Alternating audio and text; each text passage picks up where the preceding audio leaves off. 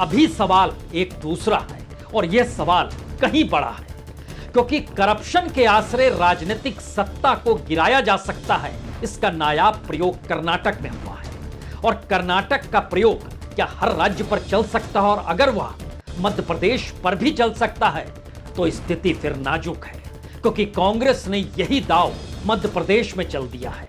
याद कीजिए, करप्शन के मद्देनजर 40% कमीशन का जिक्र कर्नाटक की राजनीति में घूमता रहा और कर्नाटक की हार के बाद मध्य प्रदेश में जैसे ही 50% कमीशन का मसला उछला, वैसे ही बीजेपी की सत्ता सक्रिय हो गई और दिल्ली से नागपुर तक घंटी घनघनाने लगी। स्थिति यह आ गई कि तुरंत पहल नहीं की तो स्थिति बिगड़ जाएगी, क्योंकि यह इस देश में हर कोई जानता है करप्शन भारत के सिस्टम का हिस्सा राजनीति बना ही देती है और सत्ता उसके अनुकूल चलती ही है। लेकिन अगर यह मुद्दा बन जाए और सत्ता हाथ से निकल जाए तो फिर मुश्किल होगी।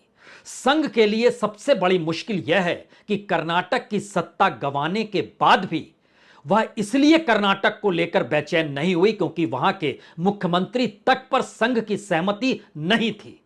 बोम्मई को लेकर सहमति ना ली गई ना दी गई, लेकिन शिवराज सिंह चौहान को लेकर सहमति दी भी गई और ली भी गई। और यही वो परिस्थिति है जिसमें करप्शन का मुद्दा जैसे ही उभर कर सामने एक पत्र के जरिए आया है, उस पत्र को दोबारा से सोशल मीडिया में डालने पर किसी दूसरे के खिलाफ नहीं बल्कि तमाम प्रमुख नेता और प्रियंका गांधी पर भी केस दर्ज करा दिए गए एक ही रात में। यानी कल ही की रात में एक साथ 41 एफआईआर दर्ज हुई। वह इंदौर का थाना हो, वह भोपाल का थाना हो, वह ग्वालियर का थाना हो, वह रीवा का थाना हो, हर जगह एक साथ एफआईआर दर्ज की। कमोवेश हर जगह जिस एफआईआर में जो धाराएं लगाई गई वह भी सामान्यतः एक सरीखी है। राजनीतिक तौर पर क्या बीजेपी के पांव उखड़ रहे हैं और संघ को समझ नहीं आ रहा है कि अगर करप्शन का चार्ज लग जाए और करप्शन के बाद जनता विपक्ष के साथ खड़ी हो जाए तो स्थितियां नाजुक हो जाएगी। और खास तौर से प्रियंका गांधी पर 41 एफआईआर दर्ज किए गए हैं। हम उस 41 एफआईआर और मध्य प्रदेश की राजनीति के भीतर एंटर करें और आपको एक एक पन्ने खोलकर बताते हुए वहां की राजनीतिक परिस्थिति में क्या मुश्किल है शिवराज सिंह चौहान के सामने, जहां पर राज्य कर्ज में डूबा हुआ है, तमाम परियोजनाएं कहीं ना कहीं लंबित पड़ी है या देरी से चल रही है। इस बजट में भी जो 8 बड़े इंफ्रास्ट्रक्चर परियोजनाओं का जिक्र किया गया था, क्या उसके लिए भी पैसा नहीं है? वह भी आगे नहीं बढ़ पा रही। और ऐसे में एक पत्र बम की तरह आता है जिसमें कहा जाता है कि दरअसल 50% कमीशन मांग रहे हैं, चुनावी बरस है और उसके बाद सिर्फ 40% हमें कैसे मिलता है और 10% मूल ठेकेदार को कैसे मिलता है। लेकिन इस पूरे पत्र को बोगस बताते हुए और कहा गया जिसने पत्र लिखा है ना तो उसका कोई अता पता है, ना ही जिस शीट पर लिखा गया है जिसमें जिस ऑर्गेनाइजेशन का नाम है उसका भी कोई अता पता नहीं है, तो एफआईआर दर्ज की जाए।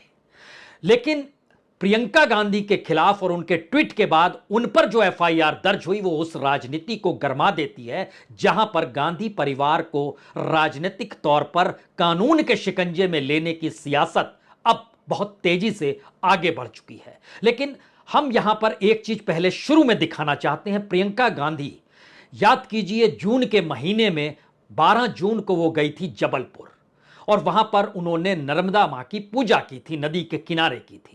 और उसके बाद 21 जुलाई को वो गई थी ग्वालियर। जितनी बड़ी तादाद में वहां पर लोगों की भीड़ थी और 3 ही मुद्दे वह उठा रही थी। एक तरफ बेरोजगारी का मुद्दा था, दूसरी तरफ करप्शन का मुद्दा था और तीसरी तरफ महंगाई का जिक्र था। चंद सेकंड की इस क्लिप को देखिए जो 21 जुलाई ग्वालियर की रैली का एक दृश्य भर है। उसके बाद यहां की राजनीति को समझना शायद आपके लिए और आसान हो जाएगा।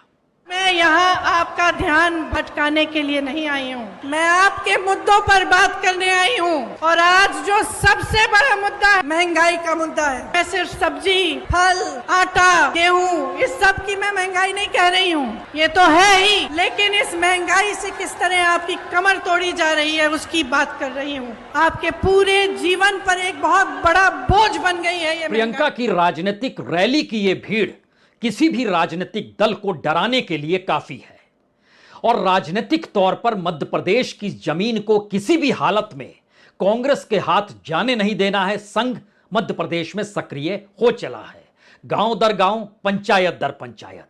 लेकिन सवाल यह है कि अब वाकई राजनीति में कोई एक राजनीतिक प्रयोग चुनावी जीत दिला सकता है?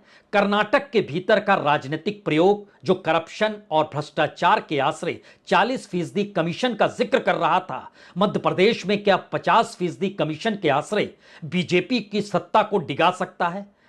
प्रियंका गांधी के खिलाफ 41 केस हुए हैं और उस केस की फहरिस्त में नाम कमलनाथ का भी है, अरुण यादव का भी है, जयराम रमेश का भी है और भी चंद नेताओं के नाम हैं।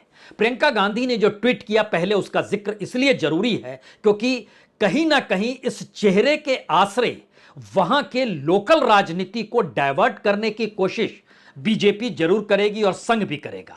लेकिन सवाल यह है कि अगर राजनीतिक तौर पर प्रियंका गांधी की रैली में इतनी भीड़ है तो फिर कानूनी शिकंजे में क्या फंसाकर आने वाले वक्त में रैलियों से रोका जा सकता है? यह भी एक सवाल है जो कांग्रेस के भीतर की फुसफुसाहट है। जो ट्वीट किया गया उसमें प्रियंका गांधी की तरफ से लिखा गया कि मध्य प्रदेश के ठेकेदारों के संघ ने हाईकोर्ट के मुख्य न्यायाधीश को पत्र लिखकर शिकायत की है कि 50% कमीशन किस तरीके से वहां की सरकार ले रही है और कर्नाटक के भ्रष्ट बीजेपी सरकार 40% कमीशन की वसूली करती थी। मध्य प्रदेश में बीजेपी भ्रष्टाचार का अपना ही रिकॉर्ड तोड़कर आगे निकल गई और कर्नाटक की जनता ने 40% कमीशन वाली सरकार को बाहर कर दिया। अब मध्य प्रदेश की जनता 50% कमीशन वाली भाजपा सरकार को सत्ता से हटाएगी।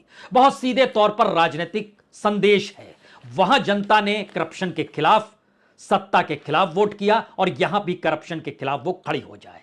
सवाल है कि मध्य प्रदेश के भीतर में जो करप्शन को लेकर गृह मंत्रालय ने ई पोर्टल बनाया हुआ है, वहां भी जब आप जाएंगे तो हजारों केस आपको दिखाई दे जाएंगे जो कि करप्शन को लेकर वहां पर लोग दर्ज कराते हैं और उस पर गृह मंत्रालय अपने तौर पर काम करता है।